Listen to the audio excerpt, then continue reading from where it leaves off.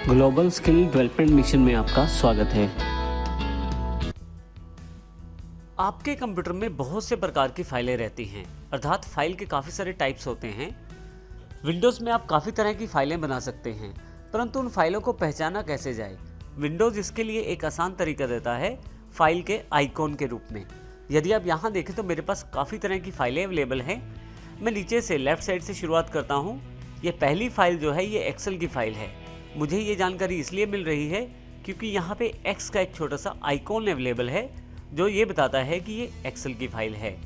इसी तरह से अगली जो फाइल है वो वर्ड की फ़ाइल है, क्योंकि यहाँ पे डब्ल्यू आइकॉन छोटा सा अवेलेबल है माइक्रोसॉफ्ट वर्ड का। ये दोनों फाइलें अलग अलग हैं। पहली फाइल एक्सेल ऐप की या एक्सेल सॉफ्टवेयर की है और दूसरी फाइल जो है वर्ड ऐप की या वर्ड सॉफ्टवेयर की है। इसी तरह से तीसरी जो फाइल है उसके यहाँ कोने पे देखें तो पी जैसा छोटा सा निशान है जो ये जानकारी देता है कि ये पावर पॉइंट की फाइल है। इसके अलावा जब आप माउस रखते हैं किसी फाइल पे तो उसकी अधिक जानकारी आप छोटी सी टूल टिप में देख सकते हैं। जैसे यहाँ टाइप दी गई है Microsoft power point presentation, author का नाम दिया गया है, टाइटल दिया गया है, साइज दिया गया है और डेट भी दिया गया है। इसी तरह से अगली जो फाइल मेरे पास ऑडियो फाइल है। अब यहाँ देखें नीचे एक मीडिया प्लेयर का निशान है जो ये जानकारी देता है कि ये एक मीडिया फाइल है। मीडिया फाइल के भी काफ़ी सारे रूप हो सकते हैं, जैसे ये एक ऑडियो फाइल है क्योंकि इसमें किसी भी तरह का वीडियो का प्रीव्यू नहीं है। इसी तरह से नेक्स्ट फाइल इमेज फाइल है। उससे अगली वाली फाइल वीडियो फाइल है। आप ध्यान दें तो इसमें एक छोटा सा प्रीव्यू अवेलेबल है।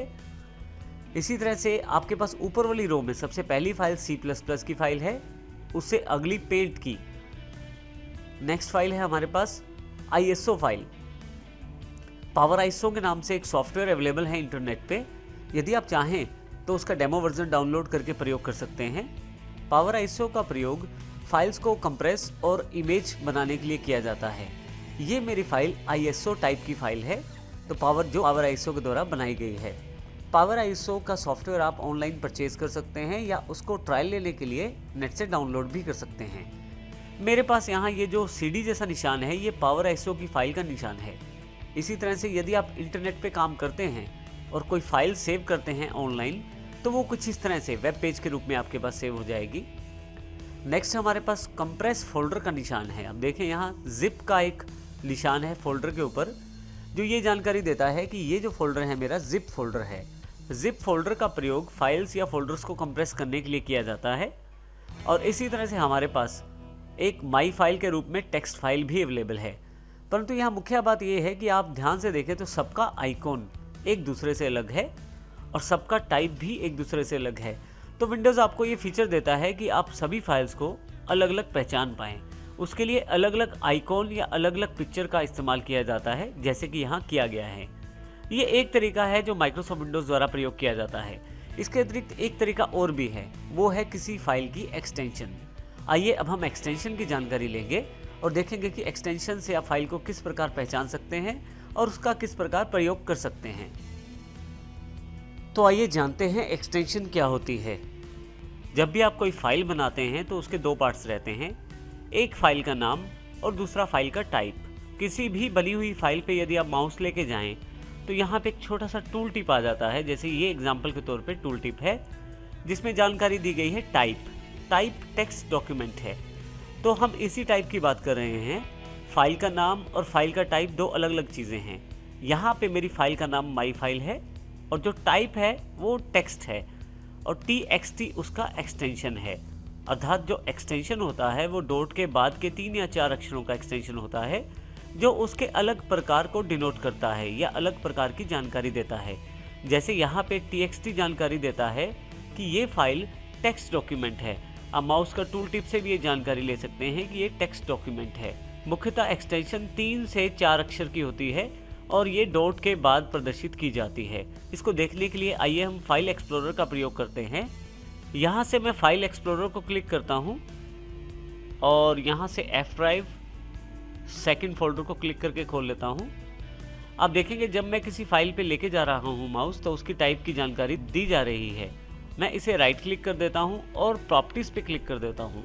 जैसे ही आप प्रॉपर्टीज़ पे क्लिक करेंगे आपके पास उस फाइल की प्रॉपर्टीज़ खुल जाएंगी। देखिए यहाँ पे ऊपर जानकारी दी जा रही है टाइप ऑफ फाइल .txt। ये एक्सटेंशन के 3 अक्षर हैं .txt, जो ये जानकारी देते हैं कि ये जो फाइल है ये आपका टेक्स्ट का डॉक्यूमेंट है। इसी प्रकार से यदि मैं इस नीचे वाली फाइल पे राइट क्लिक करके प्रॉपर्टीज देखूँ तो यहाँ पे .mp3 की जानकारी है, अर्थात ये जो फाइल है ये एक तरह से म्यूजिक की फाइल है।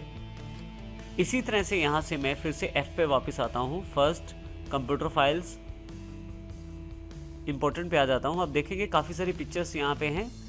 राइट क्लिक करके मैं फिर से प्रॉपर्टीज़ पे क्लिक करता हूँ और यहाँ पे आप देखें टाइप ऑफ फाइल .jpg है। तो इस तरह से हर फाइल का एक अलग टाइप होता है जो जानकारी देता है कि फाइल किस प्रकार की है। इस प्रकार हमने देखा कि फाइल की काफ़ी सारी टाइप्स रहती हैं और उनका अलग अलग प्रकार भी रहता है। आइए अब हम कंप्यूटर में प्रयोग की जाने वाली कुछ मुख्य टाइप्स की जानकारी लें। हमारे पास काफ़ी सारी एक्सटेंशन अवेलेबल रहती हैं कंप्यूटर में, जैसे कि कुछ डॉक्यूमेंट रिलेटेड एक्सटेंशन यहाँ पे हैं। CSV जो एक्सेल फाइल या एक कॉमा सेपरेटेड वैल्यूज़ की जानकारी देता है। डॉक या डॉक्स ये माइक्रोसॉफ्ट वर्ड की एक्सटेंशन है। PDF एडोब रीडर की। टेक्स्ट जैसे हमने अभी थोड़ी देर पहले जानकारी ली टेक्स्ट फाइल की। XLS एक्सेल फाइल का। PPT का अर्थ है पावर पॉइंट फाइल। MDB का अर्थ है माइक्रोसॉफ्ट का डेटाबेस फाइल। इसी तरह से हमारे पास कुछ इमेज फाइल एक्सटेंशंस रहती हैं, जैसे BMP जो पेंट ब्रश का एक्सटेंशन रहता है।